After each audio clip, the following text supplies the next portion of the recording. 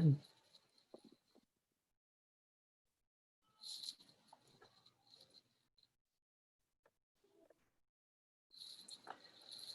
alaikum wa rahmatullahi ta'ala wa barakatuh. Bismillah ar-Rahman ar-Rahim. Alhamdulillahi Rabbil Alameen. Wa afdalu salati wa atamu taslimi ala Sayyidina Muhammad wa ala alihi wa sahbihi ajma'een.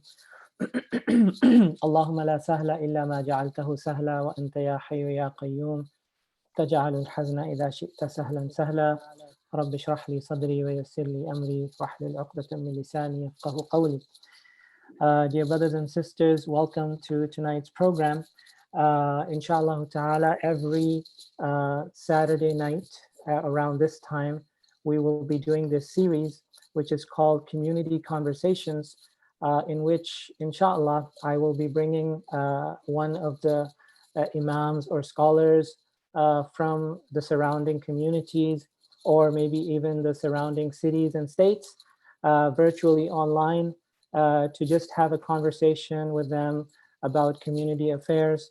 So tonight is our first program in this series, and I'm very delighted and very honored to have with us our esteemed Imam Yaser Birjas from one of our neighboring communities from the Valley Ranch Islamic Center. So inshallah, I'm going to bring him on, and we're just going to have a conversation. So Shaykh Yaser, assalamu alaikum. Wa alaikum assalam wa rahmatullahi ta'ala wa barakatuh. Hayakum Allah, Shaykhna, and the pleasure and the honor is mine for joining the community and being part of this conversation, inshallah ta'ala. Hayakum Allah, Shaykh. It's so nice to have you with us.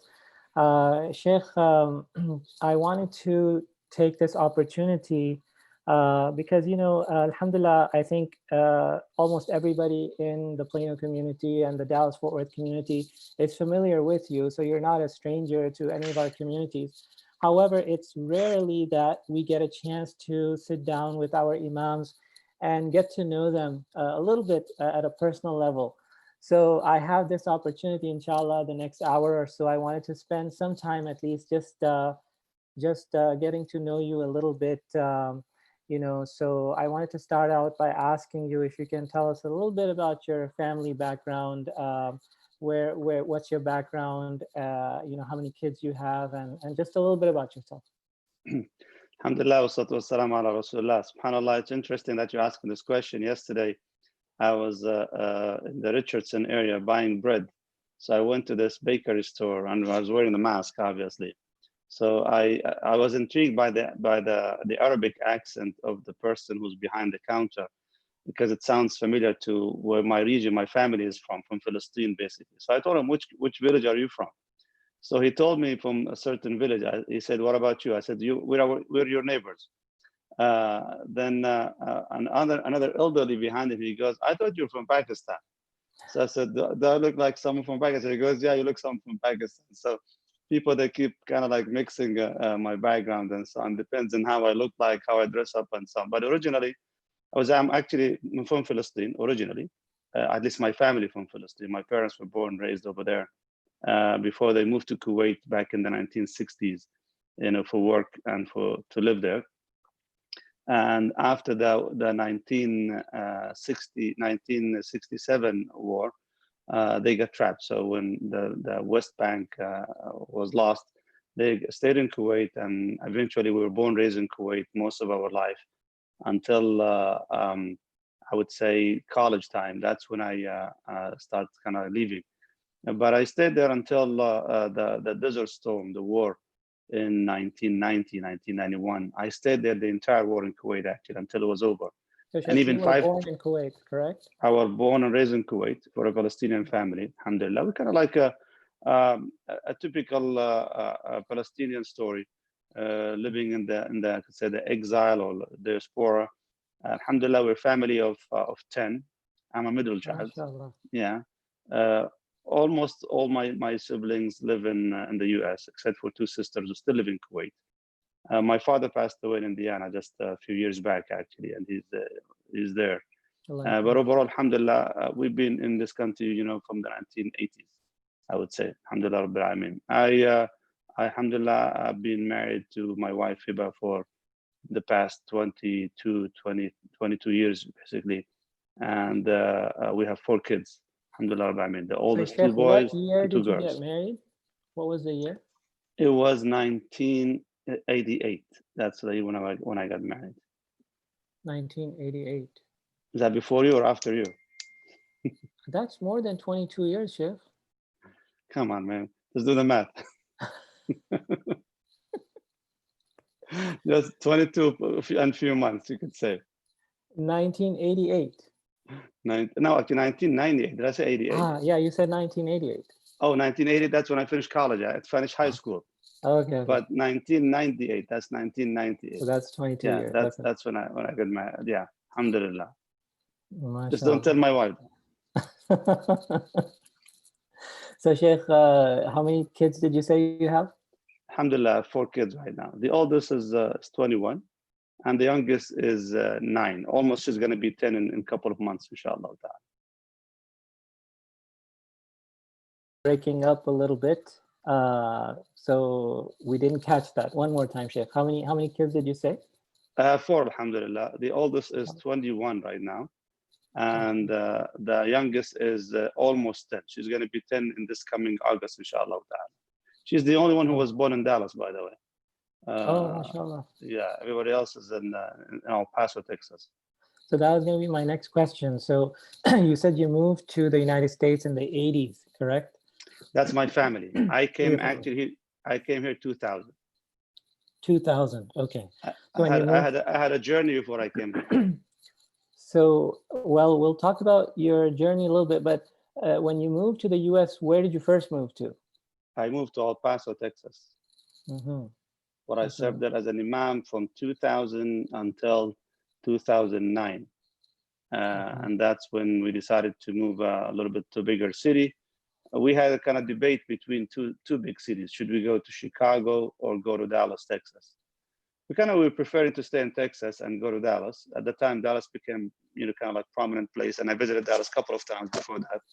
So I thought that could be the place to go to, inshallah. But people kind of like keep telling us about Chicago, like it's the place to go to. So I said, Bismillah, we'll do the Hajj there, inshallah ta'ala. So we went to Chicago, when we spent there one winter. And then we made Tawbah and came back again to Texas. MashaAllah. I'm glad you made that decision, Sheikh.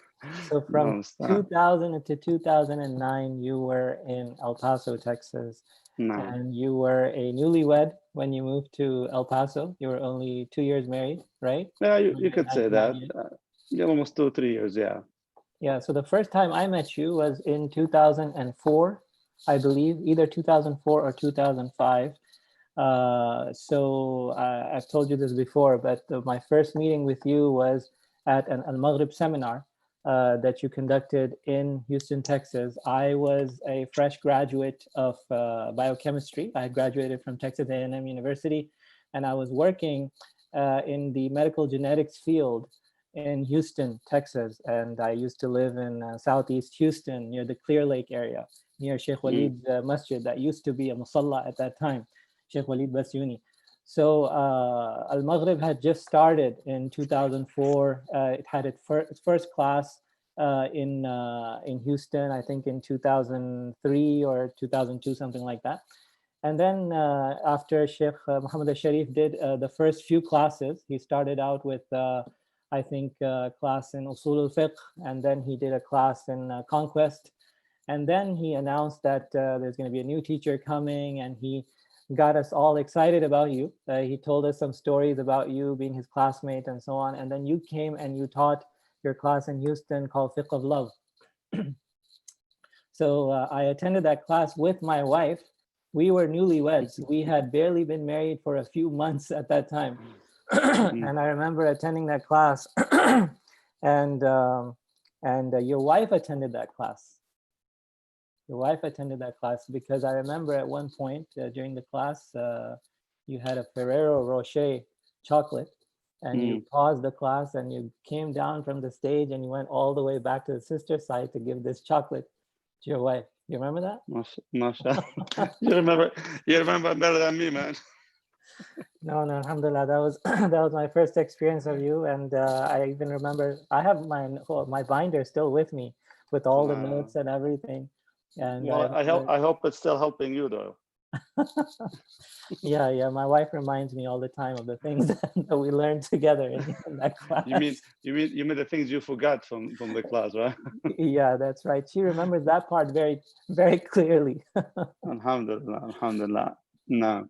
Yeah, so I remember you shared with us some stories about your time studying in Medina, and as a student, and you even I still remember one story you shared with us that you were in the class with Shaykh Uthaymeen, rahimahullah ta'ala, and you said that you were sitting right in front of him, and then somebody next to you started talking to you, asked you a question. So you turned to him to listen to what the student was saying, and Sheikh Hussein just stopped, and he looked at you and he asked you, "What did I just say?" And you looked at him and you said, "Sheikh, I'm sorry, I didn't hear what you said." It was a very embarrassing moment for you. So I remember that story because we were all students learning from you, and it was a lesson to pay attention to what was being said. Alhamdulillah. Believe it or not, that story, subhanAllah, it's an interesting story. I still have it, and I have the recording on my laptops always. Every time I feel kind of a little bit down or kind of like distracted or whatever, I go back to that moment and I listen to that particular part from the recording after it was put in digital, of course, form. And I keep reminding myself, that was me. So what happened is that this student, they were passing a question, as a matter of fact. So the guy was calling me to grab the paper so I can pass it forward. In that moment, as I was just standing behind, that's when the Sheikh turned to that direction. And the Sheikh hates distraction, especially if you're sitting in front of him, like in the first 2-3 lines. You have to keep your eyes gluing at him because he doesn't like distractions. He just loses train of thought. So eventually, I was just turning behind me to grab that question so I can pass it forward. And that's when the Sheikh, he started tapping on the table and he goes like this. He goes, "What did I just say?" And of course, I knew he was talking to me, but I pretended it wasn't me. So I started looking behind me because the guy in front of me started looking behind him. So kind of like trying to dodge the question. I'm looking behind. And then finally, the Sheikh says to the guy in front of me, he goes, "You, turn right or left?" So the brother in front of me just turned to the side and the Sheikh says, "Get up." So I stood up. Man, you talk about thousands of people, subhanAllah, in the masjid there, because that's the community night. People come from all over the area. So interestingly, he can ask me, what was the last thing I said? So I tried to kind of like focus, and subhanAllah, I was paying attention to in the entire 21 minutes and so. It's on the mark of the recording. I was paying attention to every single point that he was saying, except for those last maybe 15 seconds or so. So I just kind of like gave up and I said, "I'm sorry, Sheikh, I was just trying to pass the question." He just looks at me like this. He goes, "Allah yahdik, Allah yahdik. Sit down." Man, I start sweating that night, subhanAllah. And because of that, I remember it was November, that year 1996, actually. And subhanAllah, because I was sweating and I became wet completely. When I left the masjid, I got sick for 3 days. I couldn't even come to the masjid until one of the senior students of the Shaykh, they went actually checking on me and asked what happened to him. And I was sick for these 3 days, I guess, subhanAllah. But I was also learned. And the beautiful thing about it is when this incident happened, subhanAllah, I was so embarrassed, so ashamed of myself. I was so feel defeated that like, what have I done to myself? I ruined my relationship with the Shaykh right now and this and that. But then subhanAllah, the students who were way before me, the senior students, they came after and they start shaking my hands and giving me words of encouragement. "Congratulations, you made the cut, mashallah." Well, I'm just like, what are you guys talking about? He goes, "Listen, the Shaykh doesn't pick on you unless he cares about you." And I'm like, whoa, that's interesting. Because he says, if he doesn't care, he doesn't pay attention to you if you're not paying attention. But if he knows that basically that you should be paying attention because he cares about you, he will pick on you. And that, subhanAllah, gave me such a great relief, truly. And the same feeling I start having in the future as you teach your students, really. If you care about your students to learn, you just, out of love for them and out of, care for them, you just kind of like, you let them know. So it's like, you shouldn't be doing this. You should be paying attention. You should be this, you should be that, subhanAllah. So it was just like an insight and words of encouragement. I thought these kids, they just was telling me just these words just to make me feel better. I said, no, trust me. The Shaykh, if he does that, that means he cares about you. And alhamdulillah, Allah blessed us with that opportunity for the light wa ta'ala, memories that we carry around with us. And I know that a lot of people nowadays, unfortunately, they don't have that same privilege that we had, wallahi, when we had ulama, that you come and you bend knees in front of them and you sit down in front of them and you kind of push, your space in front of to go all the way to the front. This is a blessing, alhamdulillah rabbil alameen. And at the same time, Shaykh, I'm sure you've had your experience as well too. It is also an amana. And wallahi, it is a great amana. May Allah subhanahu wa ta'ala make it easy on us to carry this amana to the next generation, Ya Rabbi. I mean, because wallahi, being in this position, it's not simple, it's not easy. So now we're carrying the legacy of these ulama who are gone. And we're supposed to be transferring that knowledge on their behalf. So may Allah give us the ability to do that and become part of this blessed generation of mashayikh and students of knowledge, Ya Rabbil Alameen. SubhanAllah, Shaykh. Yeah, you're right. I mean, I also have similar stories with my teachers, but you sharing that story with us at that time.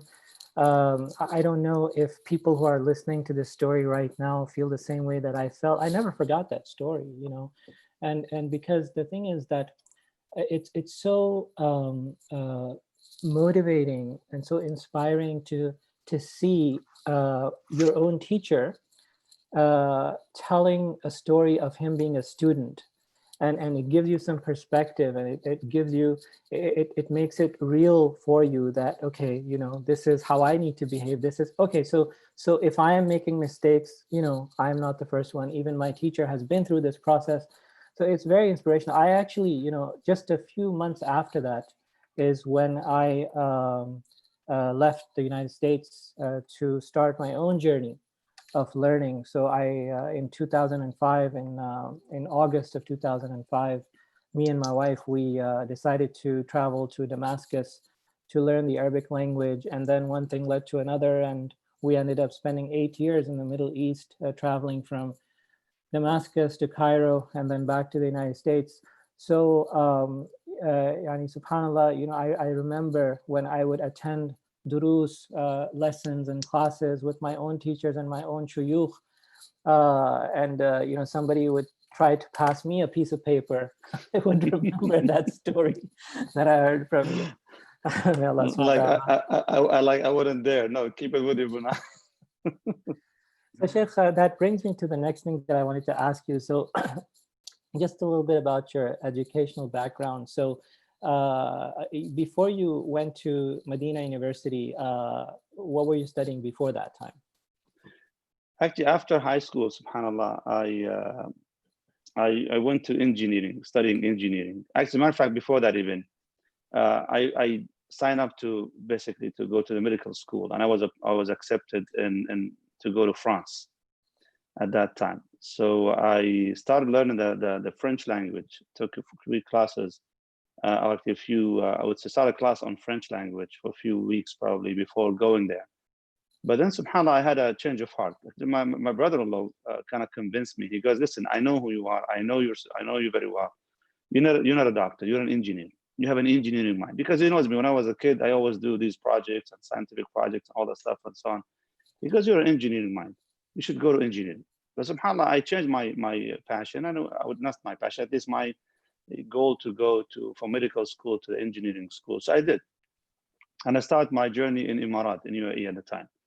SubhanAllah, I took 3 courses, 3 I would say semesters in electronic engineering. And during the 4th semester, that's when the 1990-1991 war was kind of like coming to upbeat. And subhanAllah, in the summer of that year, I took few courses in business administration when I was in Kuwait, waiting for the summer to be over. And there was a plan, as a matter of fact, for me to come to the US to join my brothers who were already here. But Qadarullah Azza wa Jal, the war started and everything came to a stop. It was during that time when you spend, subhanAllah, in a war zone, and not sure if you're going to survive or otherwise. Because we saw everything from the very beginning to the end, subhanAllah.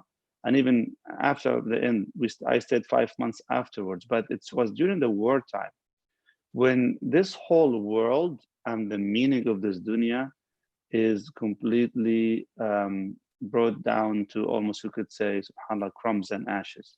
Like it's not worth anything anymore, subhanAllah. So there would be some sort of like spiritual revision in that time. And at that time I was coming close to 2021. And I had this revision, of course, about what's the purpose of this life, what you're going to be doing. And as you subhanAllah, you live your life, and slowly and gradually, I have this kind of spiritual and kind of desire to look into the field. But still, since I've taken course in engineering, when the war was over and we were not permitted to go back to school in Kuwait, I had to leave. So I left, went to Jordan, Amman, Jordan. And there, subhanAllah, I met a friend who was going for Umrah. And he says, hey, I'm going to apply to Medina University. Why don't you come and apply with me? I said, I don't know, man. I don't know if they're going to accept me or not, but I'm doing my engineering degree anyway. He goes, just do it. Don't worry about it. But subhanAllah, I went with him for Umrah and we applied there in Medina. That was back in 1990, I would say 91, 92. Yeah, late 91, 92, and early 92. And there, subhanAllah, at the same time, I applied to Germany to continue my engineering. And within a few months after that, in 1 week, I received the approval papers for both schools to continue engineering in Darmstadt, Germany, or to go to Medina University and study their Sharia. So kind of like weighing both and said, you know what? Let me go to Sharia first. I'll finish this because I need that for myself. And then I'll finish my engineering, inshallah ta'ala. So I went to Medina, alhamdulillah. But of course, when you study in Medina and Sharia, I think there was no going back again to engineering. I said, you were about around 20 years old at that time? When I got accepted, I was 21 at that time, 21. Well, alhamdulillah, when I graduated was 1996, so I was 25, let's say. And at 25, close 26. So, and that's when, subhanAllah, you realize, and I remember that conversation I had with some friends, who many of them were also the same thing. They were studying, some of them were studying business, some of them were studying actually other schools. And when they came to Medina, that was their plan, finish and go back again to finish their degrees. But I remember having that conversation with some of them, and I said to them, you know what, I don't think I can do that anymore. I mean, once you go into the path of studying the Sharia, khalas. I mean, for me, this is it. It's not a profession, really. It's a passion that Allah have entrusted you with this amana, and we try our best to carry it as much as we can. Of course, I'm not trying here to portray a self-righteous image. Astaghfirullah. We all human beings. We have our own mistakes, our own errors, our own faults. We ask Allah subhanahu wa ta'ala to forgive us, to conceal our faults, and just bring the best out of us, Ya Rabbil Alameen. Wallahu a'lam. So Shaykh, when you went to study in Medina University, did you have in your mind that you were going to come back and be an Imam in the United States? Never. So how did that happen? Your journey to being an Imam in the United States, can you tell us a little bit about that? It's interesting, subhanAllah. It's very interesting. Because I remember when I was in Medina, that's when I met Shaykh Muhammad al-Sharif, the founder of the Maghrib Institute. At the time he was, I was a senior student. I was, I believe, in the 3rd year. And he was joining the university at the time, barely, the 1st year. So we had 2 years difference. We got to know each other, alhamdulillah, Rabbil Alameen. We became friends in there, I could say. And I remember in the last year of the Jamia University, we had a conversation with him about a few things, and he said to me, why don't you come to the US? You would make a great, inshallah ta'ala, imam there, you can be a good teacher, blah, blah, blah. I said to him, no, thank you very much. I'm happy here. I love it here. Although my family was already living in the US, by the way, my parents and others, and my siblings and so on. But I said, no, I'm okay here, inshallah ta'ala. So I never really crossed my mind I will come to the US, or I'd make this as a place I had to come to and stay here. But then we graduated, alhamdulillah, Rabbil Alameen. I got an opportunity to go to Medina, to Bosnia. So we went there. I was supposed to be for a few years, but I ended up spending, alhamdulillah, 4 years in Bosnia. Wait, so you went to Bosnia with your family? You moved there? Not yet. For the first year, I was still single. So first year in Bosnia, I was still single. And then they gave me the permission or the option. So I went back to Jordan, got married, and I brought my wife with me. So she spent about 3 years with me in Bosnia before we came to the US. The way we came to the US, my brother-in-law, his brother, lives in El Paso, Texas, and they needed an imam there. So of course, through my sister, she called me. She goes, "Hey, why don't you come to the US? You know, they need an imam there in El Paso. We'll go there." And I said, "No, thank you. I'm happy here." She goes, "We haven't seen your brother for 13 years already. Why don't you go there? And they're paying for everything." I said, "You know what? Why not? Let me give it a try. I'm just going to go for a visit, go see the family, see my siblings. I haven't seen them for years. So I'll see That was your what's first this is all visit about." to the United States? That was the first visit in the United States. I remember. That's year 2000 or 99? That was, yes, summer of spring 2000. Spring 2000. It's very interesting because, you know, what happened afterwards is that I went there, I applied and I got the visa. So I went there in the summer. So I spent, I believe, 2 months or so. And then I came back again because I was more like getting to see what the situation is, what they're looking for and so forth. And they asked me, "Since you're leaving, can you bring us somebody else?" So I said, "Fine, I have a friend, I can bring him to spend the summer with you guys." Guess who that friend was that I brought to them in El Paso that year? Oh, subhanAllah. Can you guess who that is? Who? Imam Shpendim. No way. Yeah, because Imam Shpendim, we know each other from Medina time. Right. So he came, Zallah khair, he spent, I believe, a month or so after that. And then I like the fact that, you know, I like what I saw in El Paso. And I went back, told my wife, "Hey, let's do that." And my wife, she was kind of concerned because America is way too far from home for her, from Jordan. I mean, Bosnia was only just a few hours flight, but the US, but alhamdulillah, eventually we came here, we came to El Paso, and we spent there 9 years. MashaAllah. So you spent 9 years in El Paso, then fast forward, now you're here in Valley Ranch. When did you move to the Dallas area? It was, to be specific, it was actually very interestingly, early June, late May, early June 2010, which is basically this month marks 10 years since we moved to the Dallas area. So you have now been in Dallas for longer than you spent in El Paso. Yep. So I've been here for a decade, basically. MashaAllah. No. And so when you moved to DFW in 2010, at that time you took the imam position in Valley Ranch, is that right? Frankly, I became an accidental imam for Valley Ranch, just so that you know. Because what happened is that, subhanAllah, I was coming just to live here. I didn't have any plan to be an imam. I was working for Al-Maghrib. So I thought, alhamdulillah, the income I get from Maghrib is enough for me. And that give me actually, I came for the environment. You hear about, mashallah, the Dallas community, the masajid, the organization, the leadership, and so on. So you know what, let's go and live there. So my wife and I, we fly from Chicago looking for houses. And we were thinking of living, at the time, the most popular masjid, the most popular community was actually urban masjid, the ICI. So we were looking for houses around the area. Just to rent, at least. We found one in Euless. We kind of like agreed to it and everything and so on. The guy was living in Canada, and we were about to move in that area just for a year to see what the situation is. SubhanAllah, we shipped all our stuff from Chicago. We flew the family. We drove all the way down here together. And then we stayed in the hotel for a few days, and then we went the next day to go and pick up the keys for the house. And then the realtor, he told us, "Well, I'm so sorry, the guy changed his mind. He wants to sell the house now." And I'm like, "Are you kidding me? I mean, our stuff is coming in the next few days. What are we gonna do now?" So we had to spend, subhanAllah, 6 weeks in the hotel.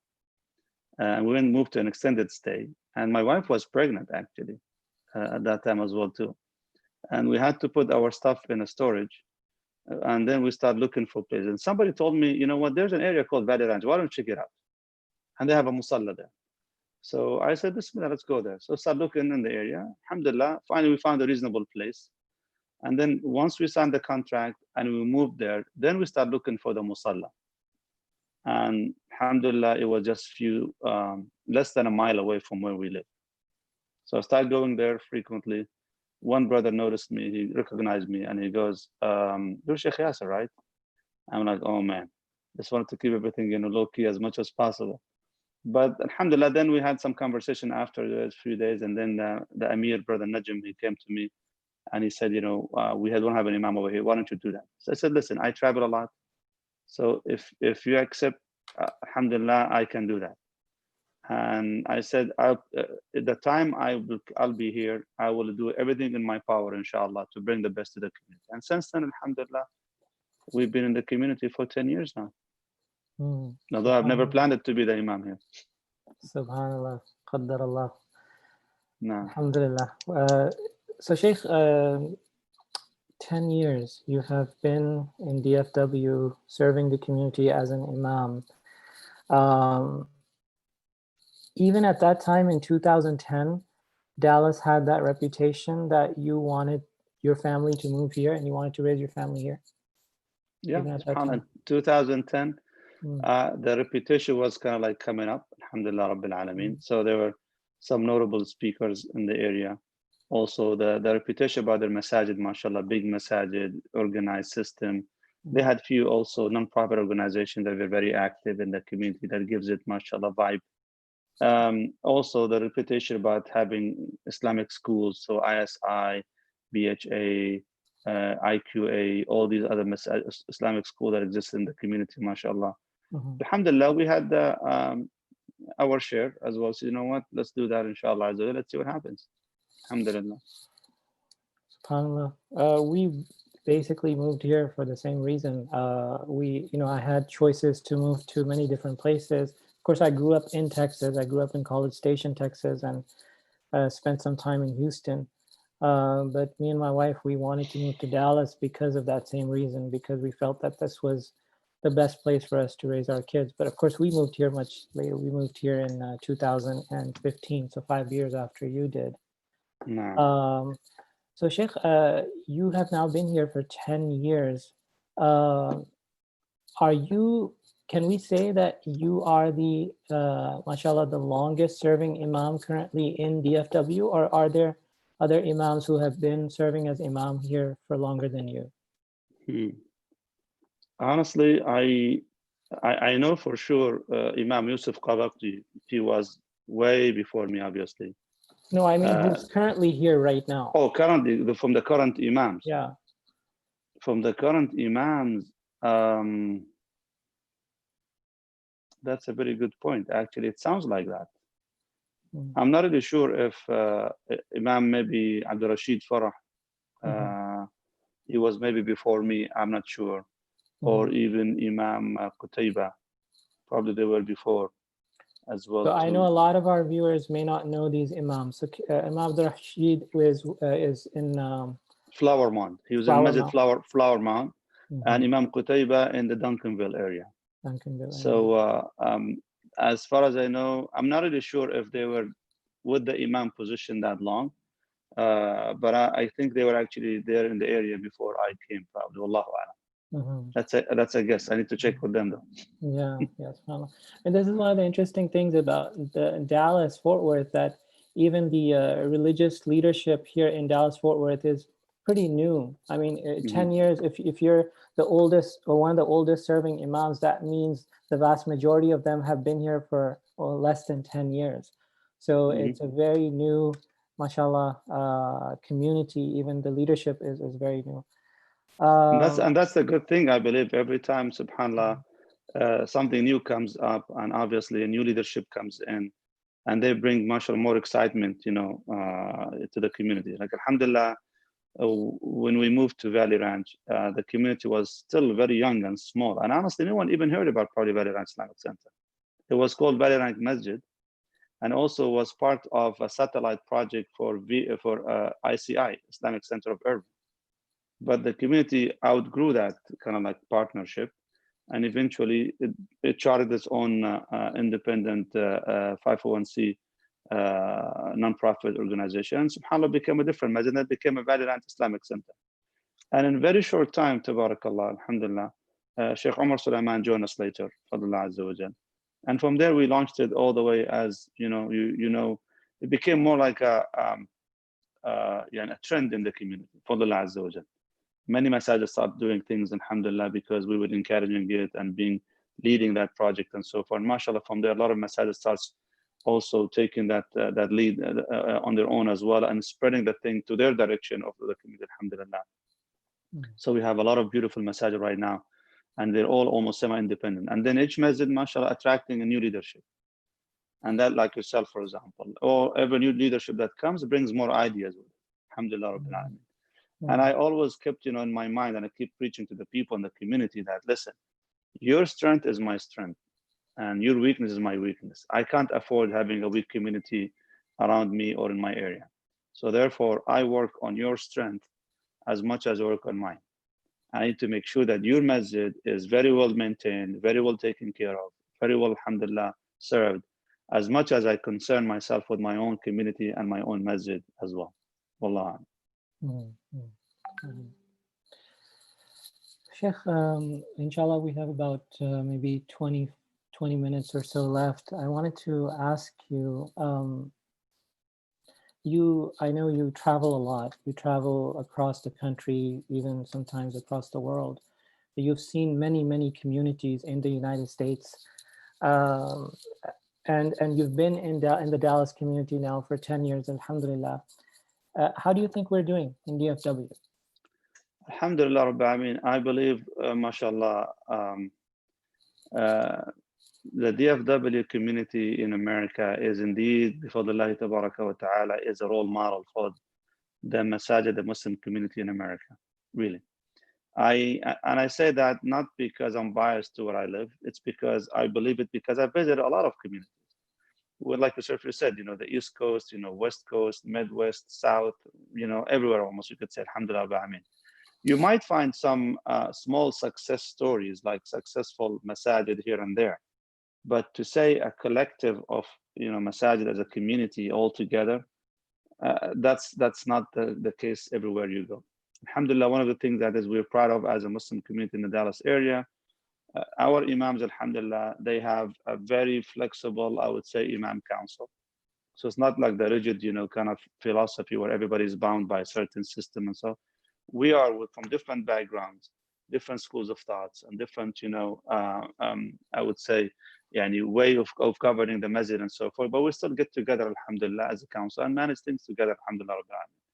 We Don't also you think that creates challenges sometimes? It does, there's no doubt about it, but at the same time, it creates creativity because we have a healthy competition here. And the good thing about it, alhamdulillah, is our imams, mashallah, they cooperate with each other. We share platform with each other. I mean, look at us, we converse here, alhamdulillah, you know, and we are leading two different communities. But that doesn't make it different to us because we're still in the same one boat, alhamdulillah. I haven't seen the same level of collaboration between imams and masajid elsewhere, really. There are some models where there is one governing body that governs Islamic centers, for example, like in Houston or even somewhere in Florida and so forth, but not as flexible as it is in the way we deal with it here in the Dallas area, alhamdulillah Rabbil Alameen. So that's something we give credit to our leadership, Allah Azza wa Jalla. Alhamdulillah, alhamdulillah. What do you think is something that's missing in DFW, in the Muslim community here in DFW?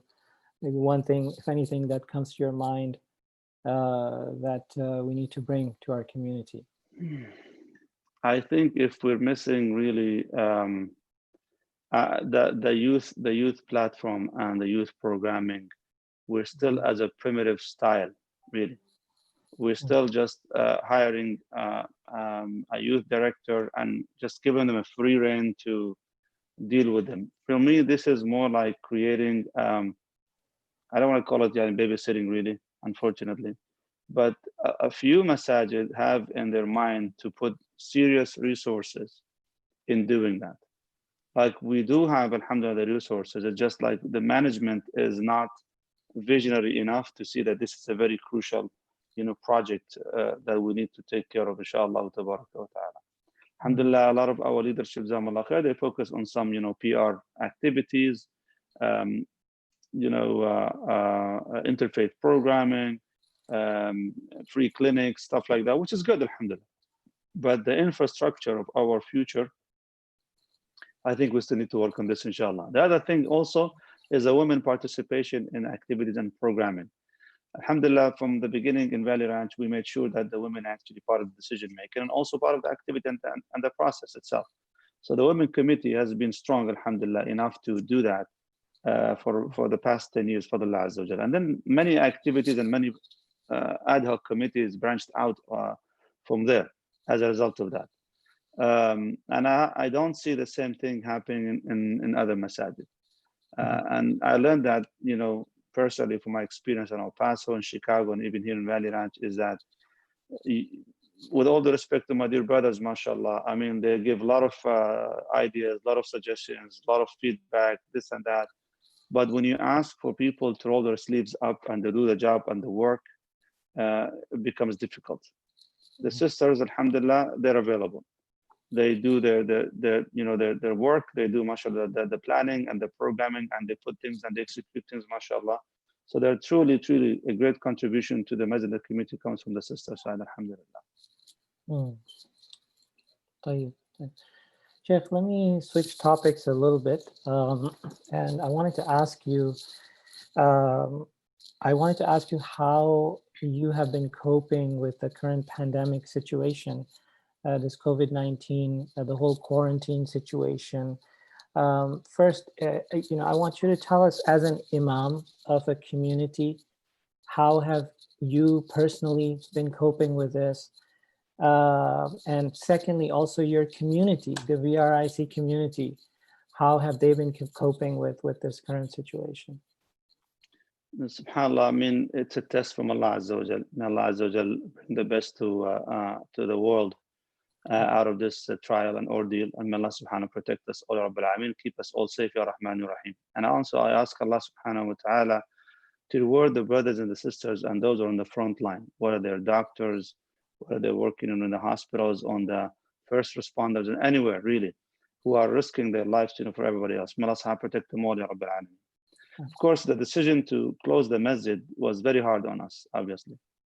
Especially the masjid itself is the life of our community, and frankly, as the quarantine is expanding and extending more and more, I feel it, because now, subhanAllah, just the past 2 days, for some reason, I was sitting down there trying to remember some of the faces and some of the names, and it's bothering me, because I'm start losing some of these faces and names. Especially our community is much as so alive that many people move in so frequently. And I don't want to miss some of these people, some of these faces. But now we're getting into this situation. The first thing, when we decided to close the masjid, there were a lot of skepticism, and of course, a lot of anxiety and a lot of uncertainty and so on. So our job has become more of giving the people that sense of safety and security from the comfort of their homes. A lot of people think that, the Imam is going to take a break. Wallah, it was easier for me to go to the masjid than work online. Why is that? Well, because when you start working online, you become, right now, you're no longer just a local Imam. You're now like a national and international Imam. So you work on, now you have, people have access to you all over the world. And as a result, you accommodate to as many as you can. Like I used to travel to these different communities, different masajid, and I only be there for the weekend. So I'm going to dedicate my weekend there for them. Now that it's not there, so you have to give them half an hour here, an hour here, an hour there, because the whole idea is to lift the spirit of the community wherever they are. Alhamdulillah, Ramadan was a blessing, because frankly, Ramadan was a great distraction from us from the quarantine. Because if we hadn't had Ramadan, to wake up for suhoor, do your taraweeh and do your khatiras online and prepare this and prepare that, the routine would have killed us long time ago.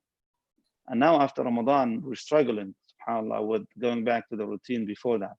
So we need the people to still stay connected. So there's always, we used to do that before Ramadan started. having a couple of times, meetings on Zoom with the community, having Q&A sessions, having the women program also on Zoom, the after Isha Khatira or Riyadh al-Salihin, the Friday reminder, for example, Shaykh Umar Suleiman would do, and so forth.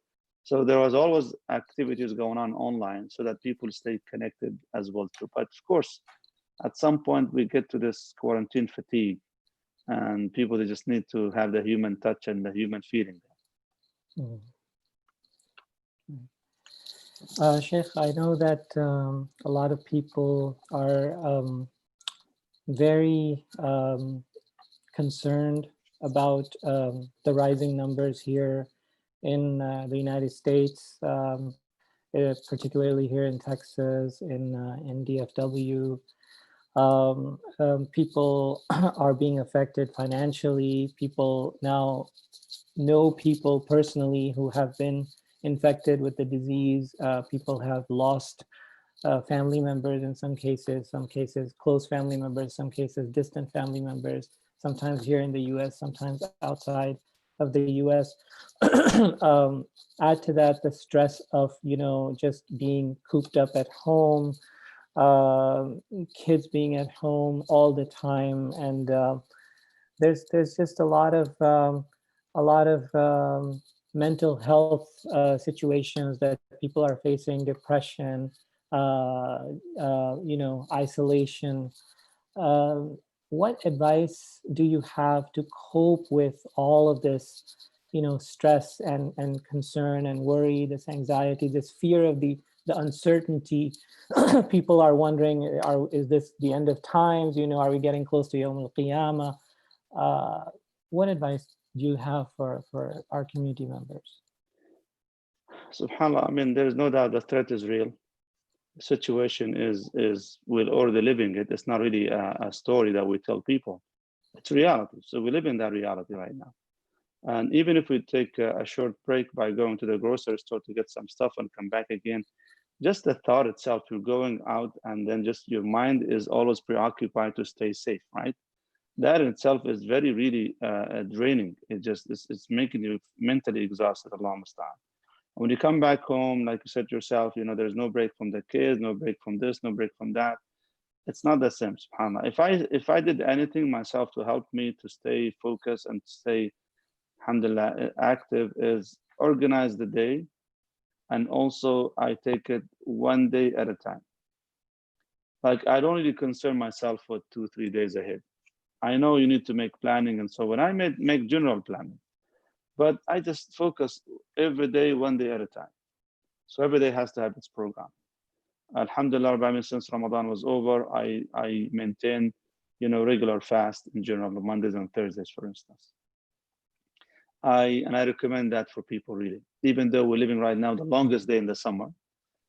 But frankly, it's a blessing, alhamdulillah, that you're able, especially those who are staying at home, that you fast from home. You don't have to go out and get in the sun and the heat and so on. So that's something you could do. It gives you a spiritual connection, and also, alhamdulillah, sense of organizing your day and your spirituality. I definitely recommend for people to, even though they're working from home, to wake up early as well too, because the Prophet ﷺ says, "Barakallahu li ummati fi bukuriha." Allah subhanahu wa ta'ala put the barakah for this ummah in the early hours of the day. So pray Fajr and stay up after Fajr. What do I do? Fajr is early right now. It's about 5 o'clock. So what am I going to do from 5 o'clock after I'm done Fajr? Do your adhkar, do your qiraat al-Quran, do your spiritual journey for about 40 minutes until shuruq, for example, or an hour or so. By 6 o'clock, 6:15, 6:30, alhamdulillah rabbil alameen, you're done with your spiritual journey and spiritual meal. What's next? Exercise. You exercise for half an hour, 20 minutes. If you don't have a treadmill, just go around the community, around the neighborhood, and then come back again. You don't have anything, just stretch your muscles at home. Do push-ups, sit-ups, just whatever that is. Exercise, let the blood flow in your bloodstream, inshallah ta'ala, and then start your day with a healthy breakfast. And then you start your day organized. Organize your days. Even if you don't have much going on, organize it. Between what do you do in the morning hours, where you take a lunch break, when you do the afternoon and the evening, and so on. And hopefully, inshallah, by having something organized like this, it will give you the sense of system, so that it gives you also a sense of accomplishment. Otherwise, if you don't feel that you're accomplishing anything and the days become so fluid that the day gets into the night and the night into the day, and you don't know when to take time for entertainment and recreation and when to take time for really for serious, stuff that you do in your life, of course you're going to get mentally tired and emotionally exhausted because you're not achieving anything. But people need to accomplish that on all fronts, inshallah ta'ala. Sheikh, any advice for people with younger kids, like kids, that are in elementary school, that are not getting the opportunity to go to school and release their energy at school, so they're cooped up at home, and whereas moms would usually have that time during the day to do a lot of things, now they have to worry about kids being home and doing the housework at the same time. Any advice for them how they can deal with kids staying at home? We do have the 4 kids at home, but of course 3 of them almost, for the adults obviously, between 21, 19 and 17. But the younger one, she's elementary school and she's handsome, mashallah, even though she's only 1 year. However, alhamdulillah, if you manage to organize her time for her and you create system with her, she goes on the autopilot. So she has a time when she reads, she has a time when she reads the Quran, she has a time when she listens to audiobooks, she has a time when she actually FaceTimes with her friends, she has a time when she plays with the Legos and plays with this player, she has a time when she watches, she has a time when she does this. So alhamdulillah, and she also has the time to do, and when there's time for salah, she breaks for salah and all that stuff. So the time is organized for her, alhamdulillah. And I don't know about people's family and kids, and our daughter, she's used to becoming autonomous in this regard. Like you give her the system and that's it, she flies on it, alhamdulillah rabbil alameen, and she does a good job. Does she come and tell you I'm bored? She does. Every now and then she goes, Baba, I'm bored. Like she's saying she wants to go back to electronics. She tells me I'm bored. I said, that's good. And she goes, what do you mean that's good? I'm bored. I said, yeah, that means time for creativity. Go and do something creative. But I'm bored. I'm just like, I don't want that. Just go do something useful and you'll find something to do, inshallah. Alhamdulillah, subhanAllah, these kids are creative. They can do things, alhamdulillah. And they also participate in chores. So they have to do this, for example, carry the food, put the food away, clean the dishes. So kind of create a system for them. The whole idea is creating system for them, inshallah. Part of it, you're involved in it, like when they read their Quran, for example, when they do their salah or their adhkar, or even some part of recreational time. And part of it is, of course, independent, when they read their own books or listen to the audio book or do whatever fun game that they're making, and even having some FaceTime with their friends. Now. Jazakallah khair, Sheikh. Last topic, inshallah, and then we'll wrap up, Sheikh. I wanted to ask you a very, if you can, just a very frank question. It's related to the Black Lives Matter issues that have been going on in the country for the past few weeks. Do you think that we have a problem of racism in our Muslim community here in DFW? Absolutely, it's everywhere. It is everywhere, but we just have it, mashallah, at a more like a very nicely packaged, unfortunately. SubhanAllah, just on the subject itself, I never really paid attention to the colors, let me put it this way, until I came to this country.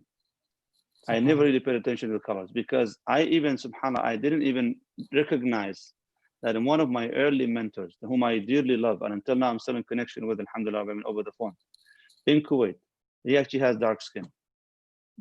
And I'm just like, I never even thought about, never even crossed my mind that he is black or I'm not so black or this and that and so on. Nothing until we came to this country, Allah musta'an. This is more like an original sin for this society, because it's the structure of it is based on this problem. Racism is really, it's ingrained in the infrastructure of this country, unfortunately. And that's why it's very hard really to remove. And I recommend for people to watch the documentary 13. It's unbelievable how we could understand the structure of it and how far back it goes into the history of this country. So our Muslim community has its own share as well. Now we're not as bad. Let me put it this: we're not as bad as some other communities I've seen somewhere else in the Muslim, yani masajid and so forth. But we still have some of that. And frankly, it's not just even black versus white, or there are a lot of actually forms of discrimination. You have the Muslim born Muslims versus the converts. You would have the elderly, of course, versus the new generation born over here. You have the Arab versus the Pakistanis, for example. You have and the Indian mangoes versus the Pakistani mangoes. There you go. It all went off, we're just gonna talk about mangoes. And subhanAllah, even though the main point of that post of the mangoes things was about what? How Allah subhanahu diversity, and the source is one, the water, the earth, and everything goes diverse. People did not even talk about Allah's creation, and so talk about which mango is best for them. But that shows us, subhanAllah, that this sense of identity, even if it comes to what mango is best for you, it is just in here. We can't get rid of it so easily.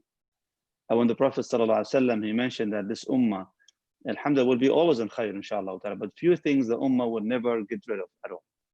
And the Prophet ﷺ mentioned it, bil ahsab, one of them is always going after our lineage, our own race, our own community, our own background, this and that. So it exists within us. If it's not blatant, open racism, it would be in a subtle way that actually exists here and there. So may Allah subhanahu protect us from this disease, Ya Rabbil Alameen. Ameen, Ameen, Ya Rabbil Alameen. Shaykh, any final words before we conclude the session, inshallah? Allah barak fi, jazakumullah khair, and I thank you very much for giving me the opportunity to become part of this conversation. If I want to give the community a final advice, inshallah, is to understand again a golden rule over here, that as a community in the Dallas area particularly, our masajid, whether it's Irving Masjid, Valley Islamic Center, Plano Masjid, Epic Masjid, Richardson Masjid, Masjid Dar al-Iman, or Arsalan, or this and that, it doesn't matter really. We are all in the same city. And to be strong, it requires from all of us, really, from all of us to get together and inshallah ta'ala share vision for the entire community. I know under competition, a lot of communities starts kind of divergent and going different paths and so forth, but we need to be focused on staying inshallah ta'ala on task and bring the community together inshallah azza wa jalla in the best way we can. Without people's cooperation and help and support and being there with their imams and their masajid, inshallah, this is not gonna happen. So I would advise my dear brothers and sisters, inshallah ta'ala, to keep, active within their communities. Even if they were not coming to the masjid, we still need to be there online. Check on each other, call one another. You know what? Just go to your contacts list on your phone and start calling people. Don't text them, call them. Because people, they're tired of texting. Just, talk to them for a few minutes, inshallah, a few seconds. And let's get connected, inshallah, as one community, bidnillahi azza wa jalla. Barakallah feekum, Shaykh. Jazakallah khairan, Shaykh, and it's a pleasure and an honor to have you with us. I know you're very busy, so thank you so much, Jazakallah khair, for taking time out for us. May Allah subhanahu wa ta'ala preserve you and preserve your community and continue to bless you with every khair in this dunya and akhirah. Ameen. Same to you, Rabbil Alameen, and to your community. Jazakallah khairan. Jazakumullah khairan. Thank you to our viewers for watching. Inshallah, next week we'll be back with another Imam from the area or from outside the area. Until then, subhanakallahumma bihamdik, ashhadu an la ilaha illa ant, nastaghfiruka wa natubu ilayk. Wa sallallahu wa sallim wa barik ala Sayyidina Muhammad wa ala alihi wa sahbihi ajma'een. Assalamu alaikum wa rahmatullahi wa barakatuh. Wa alaikum assalam wa rahmatullahi wa barakatuh.